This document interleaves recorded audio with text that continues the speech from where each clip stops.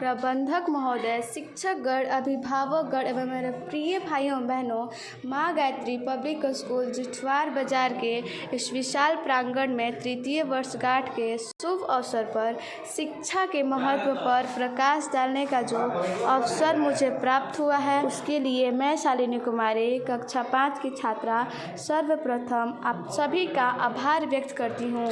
भाइयों और बहनों, जैसा कि आप सभी जानते हैं, बेहतर शिक्षा इस धरती पर लोगों को आगे बढ़ने तथा सफलता प्राप्त करने के लिए अति आवश्यक है। यह व्यक्ति के व्यक्तित्व निर्माण में मदद करती है।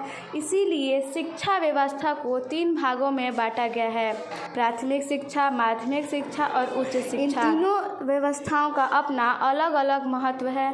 प्राथमिक शिक्षा छात्रों को आधार प्रदान करती है जो जीवन भर मदद करती है। माध्यमिक शिक्षा अग्रिम पढ़ाई का रास्ता है।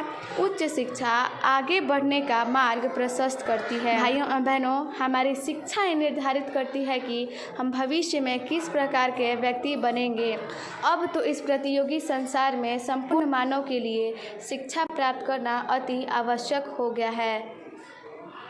उच्च शिक्षा भविष्य में आगे बढ़ने के लिए बहुत से रास्ते का निर्माण करती है।